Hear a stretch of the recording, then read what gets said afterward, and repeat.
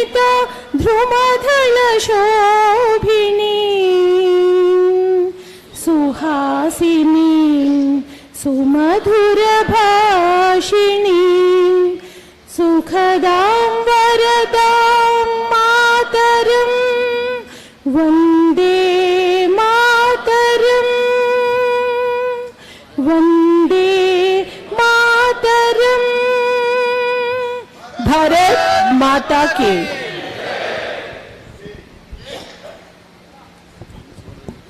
అందరినీ కూర్చోవలసిందిగా కోరుతున్నాం. ఎవరెవరైతే వేదిక అటుపక్కున్నారో అందరూ కూడా ఈ పక్కకు వచ్చి కూర్చోవచ్చు. వచ్చే వాళ్ళందరూ కూడా ఈ పక్కకు వచ్చి కూర్చోవలసింది కోరుతున్నాం. అందరూ కూడా గంకల కవిత గారు వేదిక మీదకి రండి ఒకసారి. గంకల కవిత గారు మన ఈ కార్యక్రమానికి ముఖ్య అతిథిగా మన జాతీయ ప్రధాన కార్యదర్శి శ్రీమతి పురంధరేశ్వరి గారు విచ్చేశారు. ఆవిడ్ని స్వాగతం పలకవలసిందిగా గంకల కవిత గారు మన విశాఖ కార్పొరేషన్ యొక్క ఫ్లోర్ లీడర్ అలాగే కార్పొరేటర్ గారు ఆవిడ్ని అలాగే మన అప్పారావు గారు గంకాల అప్పారావు గారు రండి. దిలీప్ వరం గారు స్వాగతం పలికి ఆవిడికి కండువా కప్పవలసింది కోరుతున్నాం.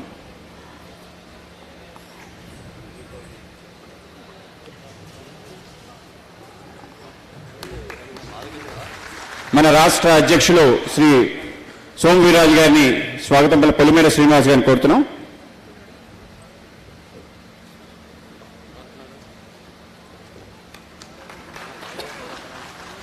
శ్రీ శివప్రకాష్ జీని మన జాతీయ సహ సంఘటన మంత్రి గారు వారిని స్వాగతం పలకవలసిందిగా మా ప్రసాద్ గారు కండువా వేసి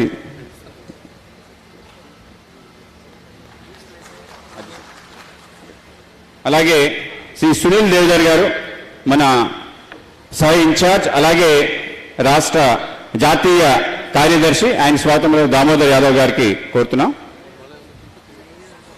అలాగే వేదిక పైన రాష్ట్ర నాయకులందరికీ కూడా జిల్లా నాయకులందరూ కూడా ఒక్కొక్కరికి కప్పాల్సిన కోరుతాం. సుబ్రహ్మణ్యం గారు చివర సుహాసిని ఆనంద్ గారి దగ్గర నుంచి ప్రారంభించిన నరసింహరావు గారు శాంతకుమార్ గారు ఉమామేశ్వరి గారికి అయ్యండి. కృష్ణరాజు గారు సురేంద్ర మోహన్ గారికి అయ్యండి. మేడం విష్ణుకుమార్ రాజు గారికి అయ్యండి. మేడం మీరు అక్కడ వేణుగోపాల్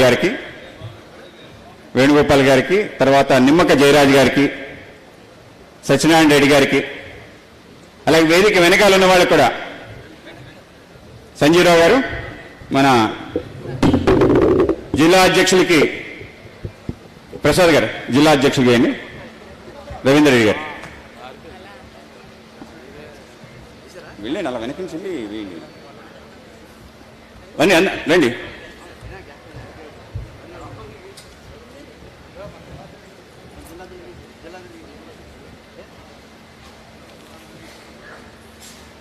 ఎవరు కూడా వెనకాల నిల్చోవద్దు. సురేష్ గారు అందరూ వచ్చి కూర్చోండి. లోపల సీట్లు ఉన్నాయి చాలా. అందరు కిందకు వచ్చి వెనకాల వెళ్ళి కూర్చోవాల్సింది కోరుతున్నా. చాలా సీట్లు ఖాళీ ఉన్నాయి. ఎవరు వెనకాల నిల్చోవద్దు. అందరూ వచ్చి కూర్చోవాలి. వేదిక పైన ఉన్న వాళ్ళందరూ కూడా కిందకి దిగి రండి. ఉమామేశ్వర గారు ఇచ్చేయండి. బొకేస్ ఇచ్చేయండి. అందరూ కూడా కిందకి దిగిపోండి. తమ్ముడు దిగిపోండి. అందరూ కూడా కిందకి దిగండి. రామ్ కుమార్ గారు దిగండి. అందరూ దిగి మీ స్థానాల్లో కూర్చోండి. ఇక్కడికి వచ్చి కూర్చోవాలి. అందరూ వెనకాల అక్కడ కూర్చోవద్దు. ఉడా రమేష్ గారు పైనుంచి ఇక్కడికి వచ్చి కూర్చోండి.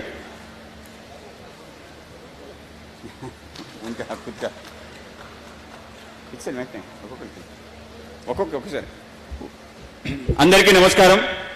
మన ఉత్తరాంధ్ర జోనల్ సమావేశానికి మన పెద్దలందరూ కూడా విచ్చేశారు. ఈ యొక్క సమావేశంలో 2-3 సూచనలు మీకు తెలియజేసిన తర్వాత మన జాతీయ ప్రధాన కార్యదర్శి శ్రీమతి పురంధరేశ్వరి గారు మాట్లాడతారు. మన సమావేశానికి మన అందరం కూడా తప్పనిసరిగా మన పోలింగ్ బూత్ లిస్టు తీసుకురావాలని చెప్పాం. ఆ విధంగా తీసుకొచ్చిన వాళ్ళందరూ చేతులు ఎత్తండి. ధన్యవాదాలు. అందరూ చేతులు దించండి. దాంతోపాటు మన పోలింగ్ బూత్లో ఇద్దరిని మనం నియుక్తి చేసి తీసుకురావాలి. అది మన జిల్లా వారీ సమావేశంలో వెరిఫై చేస్తారు. ఎవరైతే మీ ఓటర్ లిస్ట్ లో ఇద్దరిని నియుక్తి చేయలేదో ఇప్పుడే ఒకసారి ఓటర్ లిస్ట్ చేసి వాళ్ళ యొక్క ఫోన్ నెంబర్ కూడా రాసి ఆ విధంగా మనం పూర్తి చేయాలి. అలాగే ఏదైతే జిల్లా అధ్యక్షులకి మన జిల్లా సంబంధించి నివేదిక అడిగామో ఆ నివేదికని మన మధుకర్జీకి భోజన విరామ సమయంలో తీసుకెళ్లి ఇవ్వాల్సిన అవసరం ఉంది. ఆ విధంగా ఇవ్వాలి. ఈ సమావేశం అయిన తర్వాత మొదటి కాలాంశం అయిన తర్వాత మనకి టీ బ్రేక్ ఉంటుంది. టీ బ్రేక్ తర్వాత 3 రకాలుగా మనం సమావేశం అవుతాం. ఒకటి మండల అధ్యక్షులు, మండల ఇన్ఛార్జెస్ సంబంధించిన సమావేశం ఇక్కడే ఉంటుంది.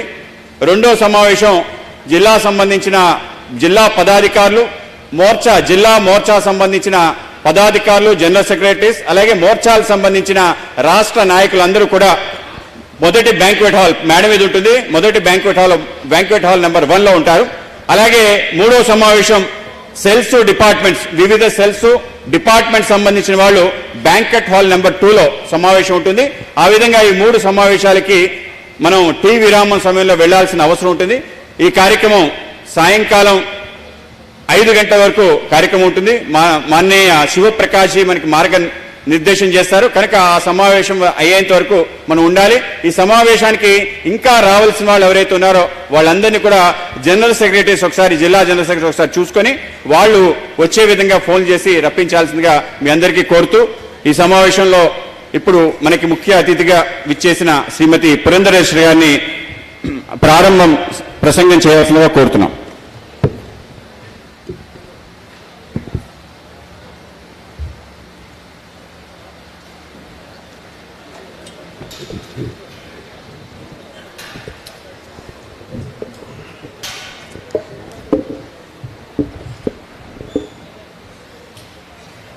సభాయ నమః అంటూ సభా సరస్సుకు నమస్కరిస్తూ, వేదిక మీద ఉన్నటువంటి పెద్దలు, జాతీయ సహ సంఘటన మంత్రి శ్రీ శివప్రకాష్ గారికి, రాష్ట్ర అధ్యక్షులు సోదరులు సోమవీర్రాజు గారికి, రాష్ట్ర సహప్రభారి సోదరులు సునీల్ దేవదర్ గారికి, వేదిక మీద ఉన్నటువంటి పెద్దలందరికీ, సమయాభావం కాబట్టి పేరు చెప్పలేకపోవచ్చు, బట్ వేదిక మీద ఉన్నటువంటి పెద్దలందరికీ, అదేవిధంగా వేదిక ముందున్నటువంటి పదాధికారులకి, కార్యకర్తలకి, సోదరీమణులకి, ప్రతి ఒక్కరికి ముందుగా పేరు పేరున నా నమస్కారాలు నేను తెలియజేసుకుంటున్నాను. ఇది మొట్టమొదటిసారిగా మనం నిర్వహించుకునేటువంటి జోనల్ మీటింగ్. ఈ మీటింగ్కి అత్యంత ప్రాధాన్యత ఉన్నది అని చెప్పి నేను భావిస్తున్నాను. ఎందుకంటే మనం రాబోయేటువంటి కాలంలో ఉత్తరాంధ్ర జోన్లో మన భారతీయ జనతా పార్టీని సంస్థాగతంగా ఏ విధంగా మనం బలోపేతం చేయాలి, ఎటువంటి స్ట్రాటజీతో మనం ముందుకు వెళ్ళాలి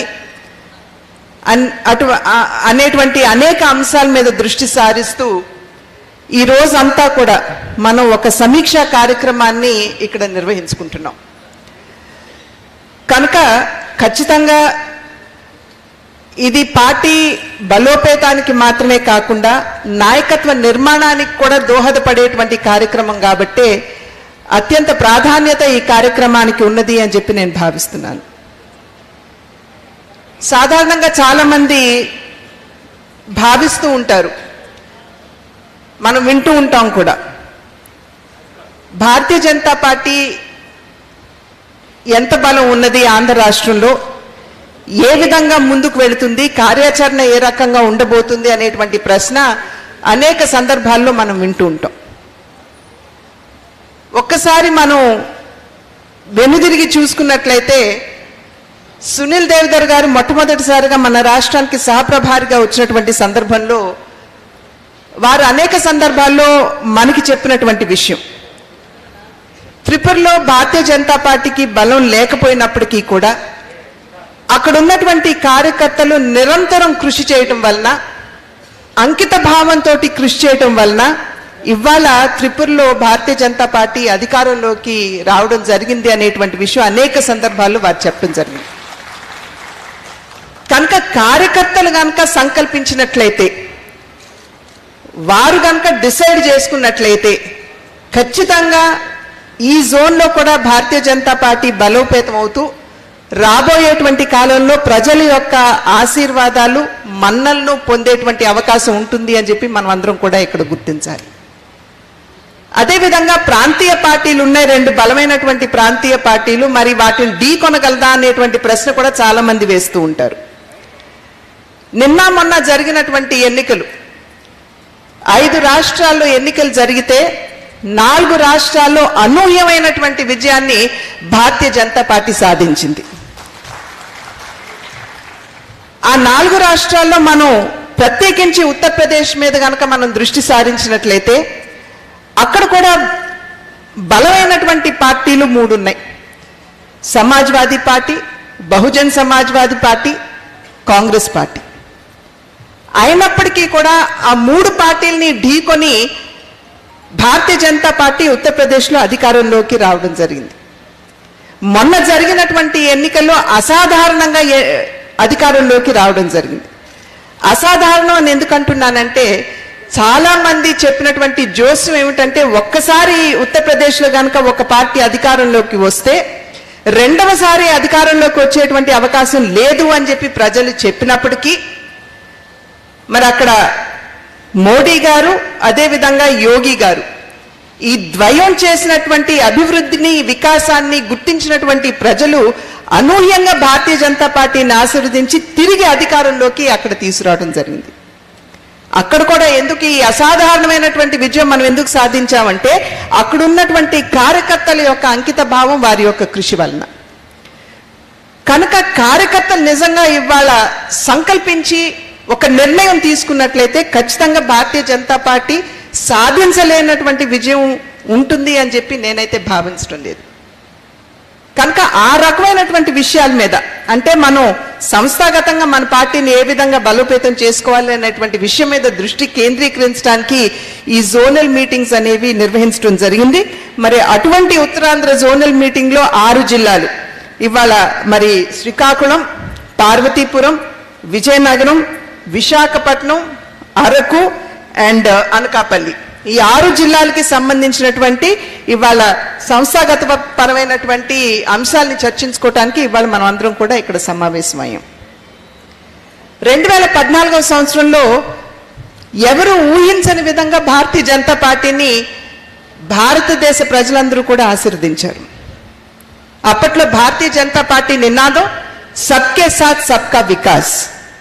అంటే అంతకు ముందు ఉన్నటువంటి దేశంలో ఉన్నటువంటి పరిస్థితుల్ని గమనిస్తూ భారతీయ జనతా పార్టీ సబ్కే సాత్ సబ్కా వికాస్ అనే నినాదం ఇవ్వడం జరిగింది. ఎందుకంటే అంతకు ముందు వరకు కూడా మన దేశంలో అధికారంలో ఉన్నటువంటి యూపీఏ ప్రభుత్వం ఏదైతే ఉందో కొన్ని వర్గాలకే అభివృద్ధిని, వికాసాన్ని పరిమితం చేస్తూ తమ వారికి సహకరించే విధంగా వ్యవహరిస్తూ ఎటు చూసినా కూడా స్కాములు, అదేవిధంగా నిర్ణయం చేయలేనటువంటి పరిస్థితి దేశంలో ఉన్నటువంటి సందర్భంలో ఆ పరిస్థితుల నుండి ఒక మార్పు కావాలి అని ఆకాంక్షించినటువంటి భారతీయులందరూ కూడా భారతీయ జనతా పార్టీకి ఉన్నటువంటి దృఢమైనటువంటి నాయకత్వం, అంటే అసాధారణమైనటువంటి పరిస్థితిలో కూడా దృఢమైనటువంటి నిర్ణయాలు తీసుకునేటువంటి నాయకత్వం భారతీయ జనతా పార్టీకి ఉన్నదని, అవినీతి రహిత పాలనని దేశానికి అందించగలదు అనేటువంటి నమ్మకం, విశ్వాసంతో ప్రజలందరూ కూడా భారతీయ జనతా పార్టీని ఆనాడు ఆశీర్వదించడం జరిగింది. అయితే అప్పుడున్నటువంటి పరిస్థితుల్ని దృష్టిలో పెట్టుకునే దేశంలో ఉన్నటువంటి బడుగు బలహీన వర్గాల వారికి, పేదవారికి, నిమ్న కులాలకి సంబంధించినటువంటి వారికి ప్రతి ఒక్కరికి కూడా వికాసాన్ని అందించాలి అనేటువంటి లక్ష్యంతో సబ్కే సాత్ సబ్కా వికాస్ అనే నినాదంతో భారతీయ జనతా పార్టీ ముందుకు రావడం జరిగింది. ప్రజలు ఆశీర్వదించారు. తిరిగి 2019వ సంవత్సరంలో ఎన్నికలు జరిగినప్పుడు సబ్కే సాత్ సబ్కా వికాస్ సబ్కా విశ్వాస్ అనేటువంటి నినాదంతో మనం ప్రజల ముందుకు వెళ్ళాం. అంటే అప్పటి వరకు కూడా ఎటువంటి అభివృద్ధిని చూడనటువంటి వర్గాలకి సైతం భారతీయ జనతా పార్టీ అనేక పథకాల ద్వారా, అనేక కార్యక్రమాల ద్వారా అభివృద్ధిని, వికాసాన్ని అందించినటువంటి సందర్భంలో ప్రజల యొక్క విశ్వాసాన్ని చూరుకున్న నేపథ్యంలో అప్పట్లో 2019వ సంవత్సరంలో ఎన్నికలు జరుగుతున్నటువంటి సందర్భంలో అనేక మంది రాజకీయ విశ్లేషకులు కావచ్చు, మీడియా కావచ్చు, ప్రతి ఒక్కరూ కూడా భారతీయ జనతా పార్టీకి ఇప్పుడు బలం తగ్గబోతుంది, 120 స్థానాలు వస్తే గొప్ప, నరేంద్ర మోడీ గారు తిరిగి ప్రధాని అవుతారా లేదా అనేటువంటి ప్రశ్న లేవనెత్తినటువంటి సందర్భంలో, అటువంటి పరిస్థితుల్లో సైతం ప్రజలు భారతీయ జనతా పార్టీ దేశానికి అందించినటువంటి పరిపాలనని చూసి విశ్వాసంతో తిరిగి భారతీయ జనతా పార్టీకి అనూహ్యమైనటువంటి విజయాన్ని అందించారు. 2014 సంవత్సరంలో 282 స్థానాల్ని భారతీయ జనతా పార్టీ గెలుచుకున్నట్లయితే 2019 సంవత్సరం ఈ సాధారణ ఎన్నికల్లో భారతీయ జనతా పార్టీ 303 పార్లమెంట్ స్థానాల్ని కైవసం చేసుకుంది. నేను ఇందాక చెప్పినట్లుగా ఇది కేవలం నాయకుల యొక్క ఘనత కాదు, అది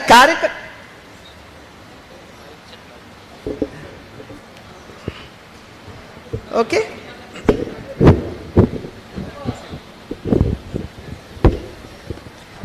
ఓకే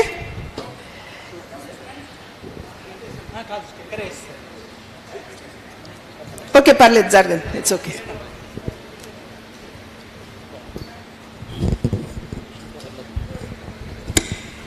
ఇది కేవలం నాయకులు సాధించినటువంటి విజయం మాత్రమే కాదు, ఇది నిజంగా చెప్పాలంటే కార్యకర్తల యొక్క విజయం అని చెప్పి మనం అందరం కూడా ఇక్కడ గుర్తించవలసినటువంటి అవసరం చాలా ఉంది. అయితే 2019 సంవత్సరం 2020 సంవత్సరం వచ్చేటప్పటికి అసాధారణమైనటువంటి పరిస్థితులు మనం దేశంలో ఎదుర్కొన్నాం. చాలా సమస్యలతో కూడినటువంటి పరిస్థితిని మనం దేశంలో చవి చూసాం. కరోనా అనేటువంటి ఒక మహమ్మారి మనకి సవాలు విసిరినటువంటి సందర్భంలో చాలా సమర్థవంతంగా కరోనాని సైతం ఎదుర్కొని దేశాన్ని ఒక గౌరవప్రదమైనటువంటి స్థానానికి భారతీయ జనతా పార్టీ తీసుకువెళ్ళినటువంటి సందర్భంలో, అంటే సాధారణంగా నాయకుడు అనేటువంటి వారు నాయకత్వ లక్షణం ఎలా ఉంటుందంటే ఎదురొచ్చినటువంటి సవాలుకి భయపడి వెనుదిరగకుండా వెన్నుచూపకుండా ఆ సవాల్ని అవకాశంగా మార్చుకునేటువంటి వాడే నిజమైన నాయకుడు అని చెప్పి ప్రతి ఒక్కరు కూడా చెప్తారు. నరేంద్ర మోడీ గారు మన దేశంలో మనకెదురైనటువంటి సవాల్ని ఒక అవకాశంగా వారు మరల్చారు. అప్పటి వరకు కూడా దేశంలో పీపీఈ కిట్స్ కావచ్చు, ఫేస్ మాస్క్స్ కావచ్చు, మందులు కావచ్చు, ఆక్సిజన్ కావచ్చు, వెంటిలేటర్స్ కావచ్చు, వ్యాక్సినేషన్ కావచ్చు, వీటన్నిటి కొరత మన దేశంలో ఉన్నటువంటి సందర్భంలో కూడా ఏ మాత్రం తొణక్కుండా బెనక్కుండా ఇవాళ ప్రపంచానికే వీటన్నిటినీ కూడా ఎగుమతి చేసే స్థాయికి ఇవాళ భారతదేశాన్ని తీసుకెళ్లినటువంటి ఘనత భారతీయ జనతా పార్టీ నాయకత్వానికి ఉంది. అయితే మోడీ గారు అహంకారంతో ఇదంతా మేము సాధించింది అని చెప్పి చెప్పలేదు. వారు 2021 సంవత్సరానికి వచ్చేటప్పటికల్లా ఇచ్చినటువంటి నినాదం ఏమిటంటే సబ్కే సాత్ సబ్కా వికాస్ సబ్కా విశ్వాస్ సబ్కా ప్రయాస్ అన్నారు. వారు అందరూ సహకరించినటువంటి సందర్భంలోనే మనం ఈ ఘనతని సాధించగలిగామని చెప్పి వినమ్రతతోటి మోడీ గారు చెప్పినటువంటి విషయం. మరి నిజంగా డాక్టర్లు కావచ్చు, పారామెడికల్ స్టాఫ్ కావచ్చు, వారు తమ జీవితాలకి సైతం వెరవకుండా వారు ముందుకు వచ్చి సేవ చేసినటువంటి సందర్భంలోనే అనేక మంది కరోనా బారిన పడినా కూడా వారిని రక్షించుకోగలిగాం. వ్యాక్సినేషన్ మన దేశంలో కొరత ఉన్నటువంటి సందర్భంలో మన దేశంలో ఉన్నటువంటి 2-3 వ్యాక్సినేషన్ కంపెనీస్ ఏవైతే ఉన్నాయో స్టార్ట్అప్ ఇండియా కింద ఇక్కడ వ్యాక్సినేషన్ తయారు చేయడం వల్లనే మన ప్రజల్ని మనం కాపాడుకోగలిగాం. ఇవాళ దేశంలో దగ్గర 170 కోట్ల వ్యాక్సినేషన్స్ ఇచ్చాము అని అంటే అది నిజంగా ఆ వ్యాక్సినేషన్ కంపెనీస్ వారు ఇచ్చినటువంటి సహకారం వల్లనే సాధ్యపడింది అనేటువంటి విషయం కూడా మనం ఇక్కడ మర్చిపోకూడదు. కనుకనే నరేంద్ర మోడీ గారు సబ్కే సాత్ సబ్కా వికాస్ సబ్కా విశ్వాస్ సబ్కా ప్రయాస్, అందరూ సహకరించారు, సబ్కా ప్రయాస్ అని నరేంద్ర మోడీ గారు చెప్పడం జరిగింది. కనుక అటువంటి నాయకత్వం ఇవాళ భారతీయ జనతా పార్టీకి ఉన్నది.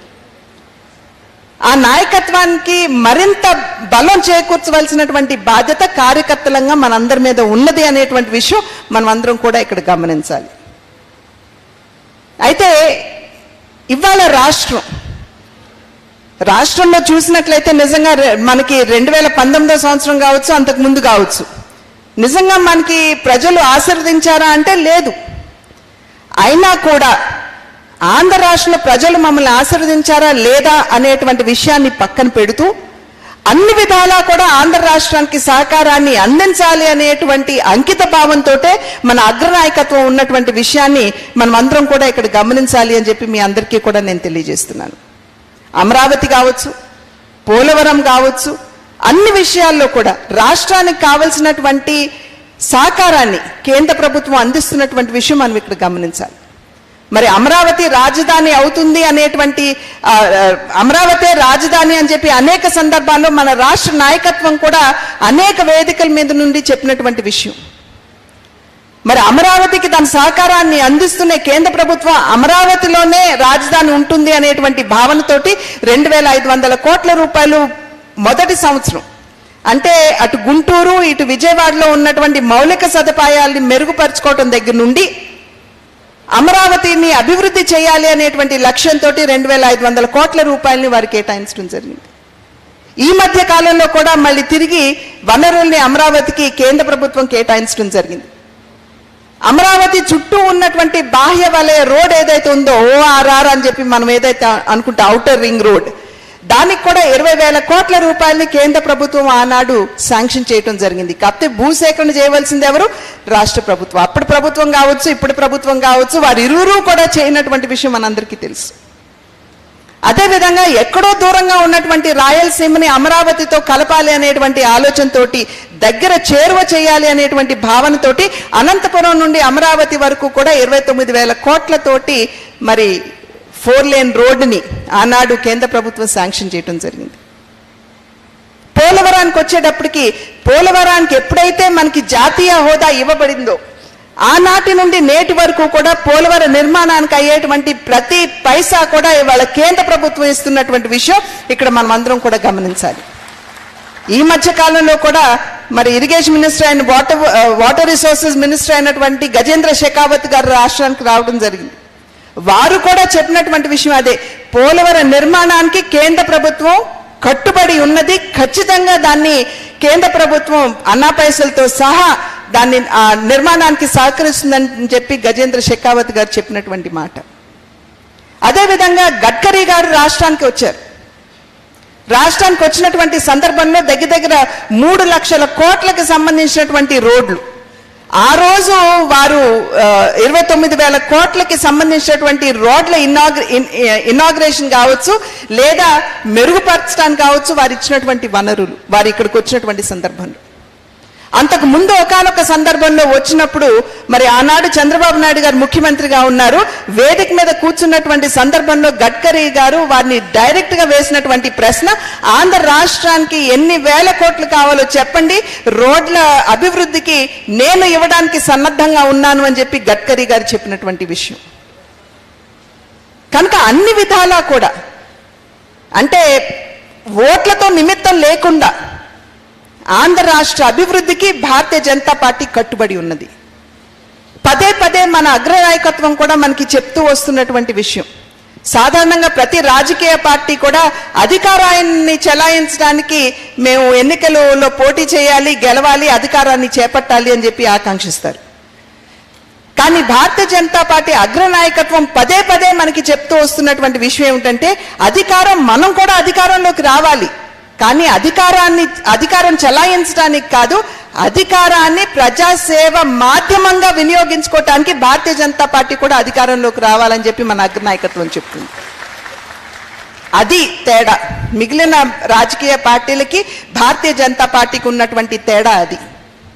ఎందుకంటే గడిచిన 8 సంవత్సరాల కాలంగా మరి కేంద్రంలో భారతీయ జనతా పార్టీ పరిపాలన చేస్తున్నటువంటి సందర్భంలో ప్రతి ఒక్కరూ కూడా అనుభవించి చెప్తున్నటువంటి మాట ఇదే. కేవలం మన దేశంలో కాదు, అంతర్జాతీయంగా కూడా ప్రతి ఒక్కరూ చెప్పేటువంటి మాట ఒక్కటే, నరేంద్ర మోడీ గారి నాయకత్వంలో ఇవాళ భారతదేశం మరి అనుకోని ప్రగతి సాధిస్తూ ముందుకు వెళుతుంది అని చెప్పి అంతర్జాతీయంగా కూడా ప్రతి ఒక్కరూ కూడా నమ్ముతున్నటువంటి మాట. నిన్న మొన్న కూడా చూశాను, ఒక ఆర్థికవేత్త ఇంటర్నేషనల్గా ఆయన చెప్పినటువంటి మాట, అక్కడ మోడీ గారు ఉన్నటువంటి సందర్భంలోనే ఇతర దేశాలు కరోనా సవాల్ని ఎదుర్కొన్నప్పుడు ఆర్థికంగా చితికిపోయినా భారతదేశం మాత్రం నిలవగలిగింది, ఎందుకంటే నరేంద్ర మోడీ గారి నాయకత్వం ఆ దేశానికి ఉన్నది కాబట్టి అని చెప్పి వారు చెప్పారు. ఈ విషయాలు మనం ప్రజలకి తెలియజేయాలి, ప్రజల వద్దకు తీసుకుని వెళ్ళాలి. అదేవిధంగా ఇవాళ మనం ఉత్తరాంధ్ర జోన్కి సంబంధించినటువంటి 6 జిల్లాలకు సంబంధించినటువంటి అభివృద్ధి గురించి మాట్లాడుకుంటున్నాం. ఇవాళ ప్రతి ఒక్క జిల్లాకి శ్రీకాకుళం చూసారని చెప్పి, శ్రీకాకుళం కనుక మనం తీసుకున్నాం అనుకోండి, భారత్మాల కింద NH-16 ఏదైతే ఉందో, నేషనల్ హైవే 16 ఏదైతే ఉందో, ఆనందపురం నుండి రణస్థలం వరకు దగ్గర దగ్గర 1467 కోట్ల రూపాయలు ఆ రోడ్డు కేటాయించడం జరిగింది. అదేవిధంగా రణస్థలం నుండి నర్సన్నపేట వరకు 1423 కోట్ల రూపాయలని ఆ రోడ్డు అభివృద్ధికి కేటాయించడం జరిగింది.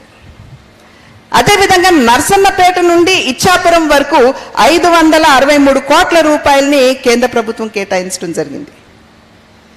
ఎప్పుడన్నా రోడ్ల అభివృద్ధికి ఇంత పెద్ద ఎత్తున వనరుల్ని కేటాయించడం మనం ఎప్పుడన్నా చూసామా, విన్నామా?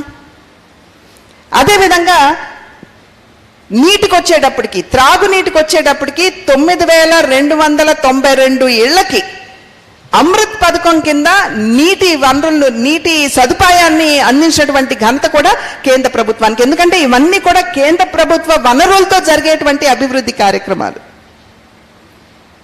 9292 ఇళ్లకి శ్రీకాకుళంలో, ఒట్టి శ్రీకాకుళం గురించి నేను చెప్తున్నాను, అమృత్ పథకం కింద త్రాగునీటిని అందించడం జరిగింది. అదేవిధంగా ఆర్ఓబీస్, రైల్వే ఓవర్ బ్రిడ్జెస్ కావచ్చు, లేకపోతే అండర్ బ్రిడ్జెస్ కావచ్చు, వీటన్నిటికీ కూడా దగ్గర దగ్గర 80 కోట్ల రూపాయలని ఒక్క శ్రీకాకుళంకే కేటాయించడం జరిగింది.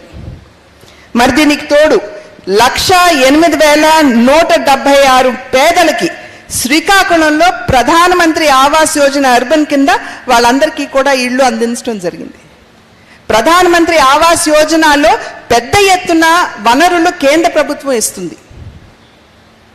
అయితే ఈ ఘనత కూడా మనకి దక్కిందని చెప్పి మనం అందరం కూడా సగర్వంగా చెప్పుకోవచ్చు, హక్కుగా మనం వెళ్ళి పేద ప్రజలందరికీ కూడా చెప్పుకునేటువంటి విషయం. అదేవిధంగా ప్రధానమంత్రి కిసాన్ సమ్మాన్ యోజన కింద దగ్గర దగ్గర 3,18,000 మంది రైతులకి ప్రధానమంత్రి కిసాన్ సమ్మాన్ యోజన కింద ఏదైతే సంవత్సరానికి 6,000 రూపాయలు కేంద్ర ప్రభుత్వం ఇస్తుందో వారందరికీ కూడా అందించడం జరిగింది. దగ్గర దగ్గర కాదు, 100 కిలోమీటర్లకి పైబడి శ్రీకాకుళంలో ఉన్నటువంటి గ్రామాల అభివృద్ధి కోసం రోడ్ల నిర్మాణానికి వనరులు కేంద్ర ప్రభుత్వం ఇవ్వడం జరిగింది. ఇదంతా శ్రీకాకుళం జిల్లాకు సంబంధించినటువంటి వారందరూ కూడా శ్రద్ధగా వింటున్నారని చెప్పి నేను భావిస్తున్నాను. అదేవిధంగా పార్వతీపురంకి వచ్చేటప్పటికి సెంట్రల్ ట్రైబల్ యూనివర్సిటీ ఏదైతే ఉందో, అంటే మన బైఫర్కేషన్ బిల్లో, ఈ విభజన చట్టంలో ఉన్నటువంటి విషయం, అయితే సెంట్రల్ ట్రైబల్ యూనివర్సిటీ సాలూరులో దాన్ని స్థాపించడానికి కేంద్ర ప్రభుత్వం అంగీకరించింది. దానికి సంబంధించినటువంటి పనులు కూడా నెమ్మదిగా ముందుకు జరుగుతున్నటువంటి విషయం. మరి భారత్మాల కింద ఎక్స్ప్రెస్ హైవే ఏదైతే ఉందో, పార్వతీపురంలో ఉన్నటువంటి సాలూరు, జక్కువ, కొర్లాం, వీటిని అనుసంధిస్తూ నేషనల్ ఎక్స్ప్రెస్ హైవే వెళ్తున్నటువంటి విషయాన్ని కూడా మనం ఇక్కడ గమనించాలి. అదేవిధంగా ఆర్ఓబీస్ కూడా దగ్గర దగ్గర అక్కడ 17 కోట్ల రూపాయలని కేటాయించడం జరిగింది పార్వతీపురంలో. అదేవిధంగా మనం ఒకసారి అరకు గనక చూసినట్టయితే, అల్లూరు సీతారామరాజు జిల్లా ఏదైతే ఉందో అక్కడ కనుక దృష్టి సారించినట్లయితే, విశాఖపట్నం అరకుకి మధ్య ఉన్నటువంటి ఆ విస్టా డోమ్, అంటే ఈ గాజుతోటి ఉన్నటువంటి రైల్వే కోచ్లు ఏవైతే ఉన్నాయో వాటి సంఖ్య ఇవాళ కేంద్ర ప్రభుత్వం పెంచడం జరిగింది. మనందరికీ తెలుసు, ఈ మధ్య కాలంలో కూడా వెంకయ్య నాయుడు గారు ఒక విస్టా డోమ్ కోచ్ని ఇనాగ్రేట్ చేయడానికి, ప్రారంభించడానికి వారు ఇక్కడికి వచ్చినటువంటి విషయం మనందరికీ తెలుసు. అదేవిధంగా చాలా మంది మనకి తెలియనటువంటి అన్సంగ్ హీరోస్ అని అంటాం మనం, అంటే తెలిసినటువంటి మహానుభావులు చాలా మంది మనకుంటారు, కానీ తెలియనటువంటి వారు కూడా వెనకుండి మరి ఏదన్నా ఒక విషయాన్ని సాధించినట్లయితే వెనకుండి ప్రోత్సహించి సాధించడానికి మనకి సహకరించినటువంటి వారు చాలా మంది ఉంటారు. వారినే అన్సంగ్ హీరోస్ అంటాం. అటువంటి వారు చాలా మంది గొప్ప మహానుభావులు మరి ఇక్కడ మన్యం నుండి మన స్వతంత్రోద్యమంలో పాలు పంచుకుని ప్రాణాలు అర్పించినటువంటి వాళ్ళు చాలా మంది ఉన్నారు. కనుక వారికి గౌరవ సూచకంగా, వారి గుర్తింపు కోసం ఇక్కడ లంబసింగిలో మనం ఒక ట్రైబల్ మ్యూజియం ని కూడా ప్రారంభించడానికి కేంద్ర ప్రభుత్వం తన సహకారాన్ని అందించడానికి ముందుకు వచ్చినటువంటి విషయాన్ని మనం అందరం కూడా ఇక్కడ గమనించాలి.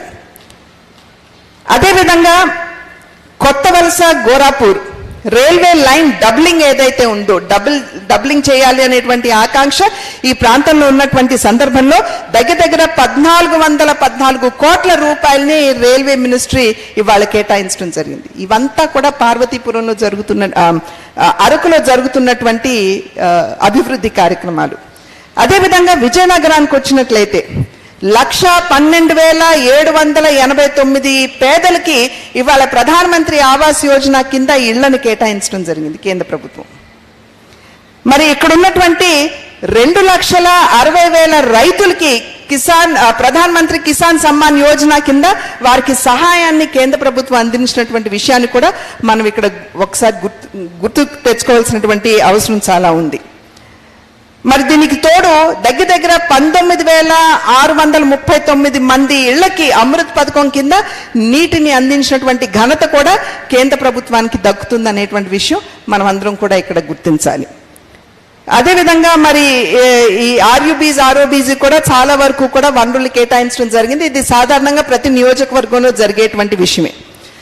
అనకాపల్లికి వచ్చేటప్పటికి institute of petroleum and energy IIPE అనేటువంటి ఒక కేంద్ర ఇన్స్టిట్యూషన్ ఏదైతే ఉందో దాన్ని ఇవాళ అనకాపల్లిలో సబ్బవరంలో దాన్ని స్థాపించాలి అని చెప్పి కేంద్ర ప్రభుత్వం నిర్ణయించడం జరిగింది.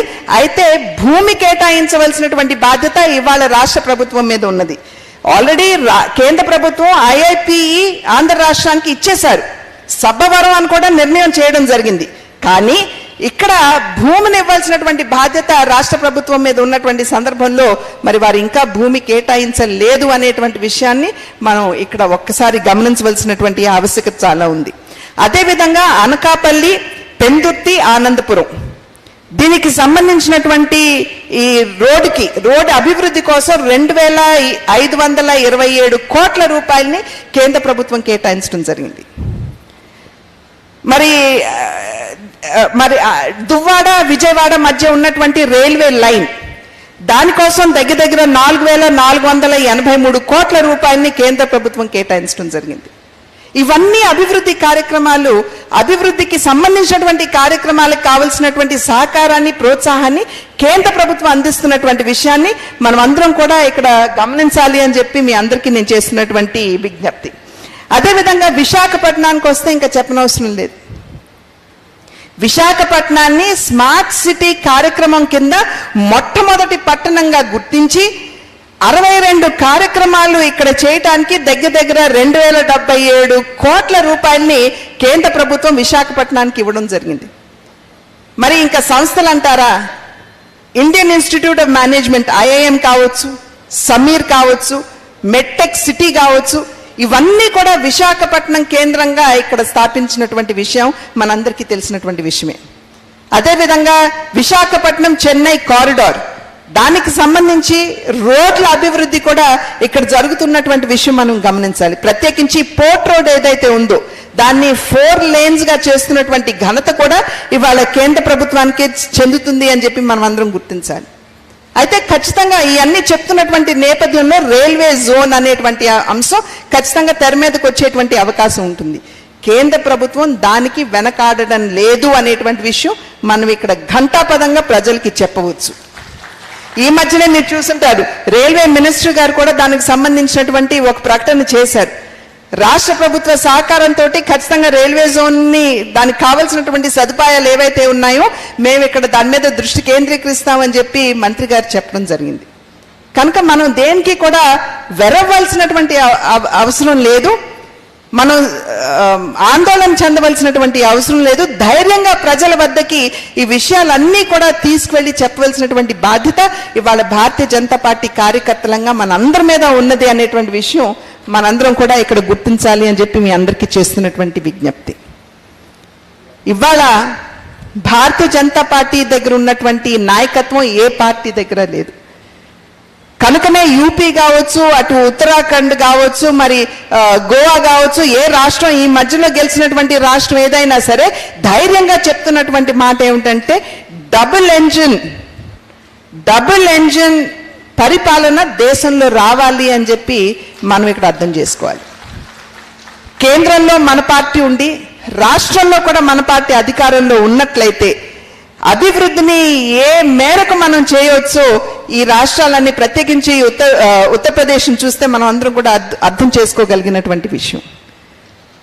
ఇవాళ రష్యా యుక్రెయిన్ యుద్ధం జరుగుతున్నటువంటి సందర్భంలో అక్కడ ఇరుక్కుపోయినటువంటి మన భారతీయులు మాత్రమే కాకుండా మన బిడ్డల్ని మాత్రమే కాకుండా పక్క దేశాలకు సంబంధించినటువంటి పౌరులు కావచ్చు, బిడ్డల్ని కావచ్చు, మన ప్రభుత్వం తీసుకొచ్చినటువంటి విషయాన్ని మనం ఇక్కడ మర్చిపోరాదు.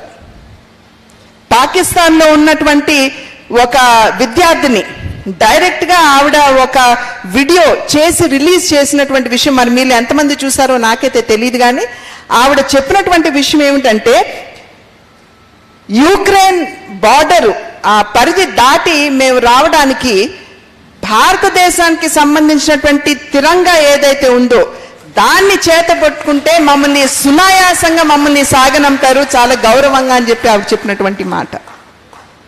అంటే అటువంటి గౌరవం ఇవాళ భారతదేశానికి సంబంధించి ప్రపంచ వ్యాప్తంగా కూడా ఉన్నటువంటి విషయం. మరి యుక్రెయిన్కి సంబంధించిన ప్రధాని కావచ్చు, యుఎస్కి సంబంధించినటువంటి ప్రైమ్ మినిస్టర్ కావచ్చు, ఏమన్నారు? మోడీ గారు కనుక మాట్లాడినట్లయితే ఖచ్చితంగా మేమందరం కూడా వినటానికి సన్నద్ధంగా ఉన్నాము అని చెప్పి వారందరూ కూడా చెప్పినటువంటి విషయం. అటువంటి నాయకత్వం మన దగ్గర ఉంది. ఆ నాయకత్వాన్ని బలపరచవలసినటువంటి బాధ్యత ఇవాళ మనందరి మీద ఉంది. నేను ఇందాక చెప్పాను, అభివృద్ధికి వికాసానికి నిలువెత్తు అంటే దానికి అంకితమైనటువంటి పార్టీ, రాజకీయ పార్టీ ఏది అంటే అది కేవలం భారతీయ జనతా పార్టీ మాత్రమే.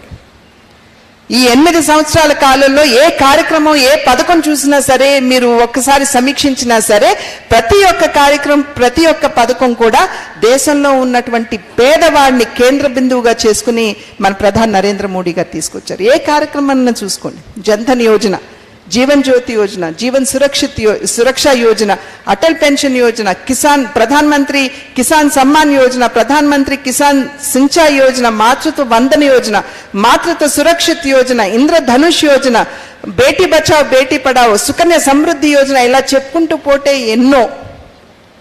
ఇవన్నీ కూడా దేశంలో ఉన్నటువంటి పేదవాడికి, ఎవరైతే సంక్షేమానికి సుదూరంలో ఉన్నారో వారందరికీ సంక్షేమాన్ని అందిస్తూ తద్వారా భారతదేశాన్ని అభివృద్ధి పనుల్లో తీసుకువెళ్ళాలి అనేటువంటి లక్ష్యంతో. కనుక నేను వేదిక మీద నుండి వాళ్ళు చేసేటువంటి అభ్యర్థన ఒకటి, మనం అందరం కూడా జోనల్ మీటింగ్ పురస్కరించుకుని ఇక్కడికి వచ్చినటువంటి కార్యకర్తలంగా, ఇందాక సోదరులు మాధవ్ గారు పరిచయం చేస్తూ ముఖ్య అతిథి అని అన్నారు. నేను ముఖ్య అతిథిగా కాదు కార్యకర్తగానే ఇక్కడికి వచ్చానేటువంటి భావనతో నేను ఇక్కడ ఉన్నాను. మీతో పాటు నేను సైతం అంటూ మీతో భుజం కలుపుతూ అడుగు ముందుకు వేయడానికి ఇక్కడ ఉన్నటువంటి వేదిక మీద ఉన్నటువంటి నాయకులందరూ కూడా సన్నద్ధంగా ఉన్నటువంటి సందర్భంలో మనం అందరం కూడా భారతీయ జనతా పార్టీని బలోపేతం చేసుకోవాలని, మరింత పెద్ద ఎత్తున మన పార్టీకి, మన ప్రధానమంత్రికి భారతీయులందరూ కూడా వారి ఆశీర్వాదాలు ఇవ్వాలని, అది మీ ద్వారానే సాధ్యపడుతుంది అని విశ్వసిస్తూ నాకు ఈ అవకాశాన్ని ఇచ్చిన పెద్దలందరికీ పేరు పేరున ధన్యవాదాలు తెలియజేసుకుని సెలవు తీసుకుంటున్నాను. జై హింద్.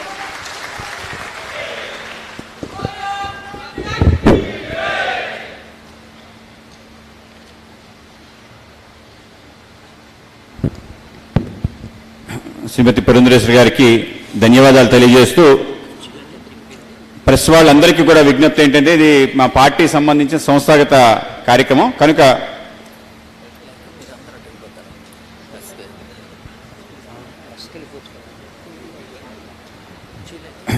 ఒక్కసారి సోము వీర్రాజు గారు ఒకసారి మిమ్మల్ని ఉద్దేశించి మాట్లాడతారు, తర్వాత సునీల్ దేవదార్ గారు మాట్లాడతారు. ప్లస్ వీర్రాజు గారు మీటింగ్ అయిపోయిన వెంటనే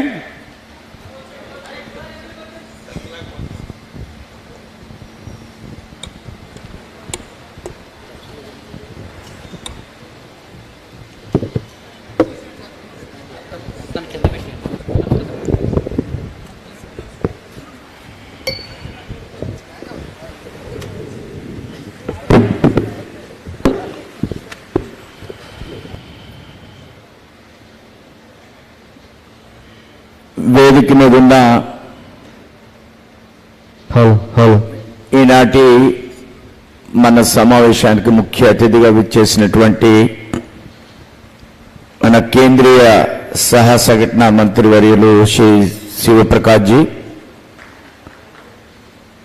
అదేవిధంగా మన ఈనాటి సమావేశానికి ముఖ్య అతిథిగా విచ్చేసినటువంటి జాతీయ ప్రధాన కార్యదర్శి శ్రీ పురంధరేశ్వర్ గారు, మన ఇన్ఛార్జ్ అయినటువంటి జాతీయ కార్యదర్శి శ్రీ సునీల్ జీ, వేదిక మీద ఉన్న ఇతర పెద్దలు, సమావేశానికి విచ్చేసినటువంటి మీ అందరు కూడా హృదయపూర్వకంగా ధన్యవాదాలు తెలియజేస్తూ నేను ఒక 5 minutes మాట్లాడతాను. మన జాతీయ ప్రధాన కార్యదర్శి ఎన్టీ రామారావు గారి యొక్క పుత్రిక సోదర సమానులు మాట్లాడుతూ, మన రాష్ట్రంలో 6 కోట్ల మందిలో ఎన్ని కోట్ల మందితో మన పొత్తు ఉంది అంటే ఎన్ని కార్యక్రమాలను ప్రజల కోసం మనం చేస్తున్నాం. 1 కోటి మందికి మోడీ గారు మన రాష్ట్రంలో 2 సార్లు బియ్యం ఇస్తున్నారు. అంటే 1 కోటి మంది ప్రజలతో మనకు పొత్తుంది. అలానే ఉపాధి హామీ పథకం తరపున మనం ప్రతి ఇంట్లో 2-3కి ఉపాధి హామీ పథకంలో పనులు ఇస్తూ 90 కోట్ల మందితో మనకు పొత్తుంది. 90 కోట్ల మందితో ఉపాధి హామీ పథకంలో మనకు పొత్తుంది. ఈ రాష్ట్రంలో 20 లక్షల మందికి ఇళ్ళు ఇస్తున్నాం. ఒక ఇంట్లో 3 ఉంటే 20 లక్షలు ఇంటూ 3 40,000 కోట్ల రూపాయలు. 20 లక్షల మంది ఇంటూ 3 అంటే అన్ని లక్షల మందితో మనకు పొత్తుంది. అలానే 70 లక్షల మంది రైతాంగానికి ప్రతి సంవత్సరం 6,000 రూపాయలతో 70 లక్షల మంది రైతాంగంతో మనకు పొత్తుంది. ఇట్లా ఇంకా ఎన్ని చెప్పారు మేడం గారు. రోడ్లు అందు మీద ఎన్ని లక్షల మంది వెళ్ళిపోతూ ఉంటారో 6 రోడ్ల మీద లక్షల మంది, కోట్ల మంది వెళ్ళిపోతున్నారు ఆ రోడ్ల మీద. చేయడానికి రాష్ట్ర ప్రభుత్వాలకు ఏమీ లేవు, ఇక్కడ కొన్ని ప్రతిపక్షాలకు కూడా ఏమీ లేవు. మనకి జనసేన మాత్రమే ఈ రాష్ట్రంలో అత్యధికమైనటువంటి ఓట్ బ్యాంక్ కలిగినటువంటి భారతీయ జనతా పార్టీ. దానికోసం ప్రయత్నమే మనం ఈవేళ జరిగేటువంటి ఈ సమావేశం యొక్క ముఖ్య ఉద్దేశంగా మీ అందరికి కూడా తెలియజేస్తూ నేను విరమిస్తున్నాను. జై హింద్, జై భారత్. ధన్యవాదాలు రాష్ట్ర అధ్యక్షుడు సోము వీర్రాజు గారికి. విలేకరులు అలాగే ఫోటోగ్రాఫర్స్, వీడియోగ్రాఫర్స్ అందరికీ కూడా విజ్ఞప్తి, మా సమావేశం అంటే మీతో మా సమావేశం ఇంతతో ముగిసింది. మళ్ళీ 4:30కి మీరు సోము వీర్రాజు గారు మాట్లాడతారు, సమావేశం ముగింపు సమావేశం, అప్పుడు రావచ్చు. సో ఆ విధంగా మీ అందరూ కూడా విచ్చేసినందుకు మీకు మనఃపూర్వకంగా ధన్యవాదాలు తెలియజేస్తున్నాను. మళ్ళీ 4:30కి సమావేశం ముగింపు ఉంటుంది, దానికి వీర్రాజు గారు మాట్లాడతారు. ఆ సమావేశం అయిన తర్వాత మీతో కూడా మాట్లాడే అవకాశం ఉంటుంది. కనుక అందరికీ కూడా ధన్యవాదాలు. వర్మ గారు అందరికీ టీ, కాఫీ ఇవన్నీ. ఎవరైతే పైన చివరి కూర్చున్న వాళ్ళకి ముందుకు వచ్చేయండి, గ్యాప్ చాలా ఎక్కువ ఉంటుంది. ఇక్కడ కూడా చైర్స్ ఖాళీ అవుతున్నాయి, కనుక ఆ విధంగా రండి. అలాగే నగేష్ గారు అందరూ కూడా, తోట నగేష్ గారు ముందుకు వచ్చేయండి. పర్వాలేదు, అందరు కిందకు వచ్చి అక్కడ ఉండండి. ఎక్కువ మంది, ఇక్కడ 50 మందికి అవకాశం ఉంది.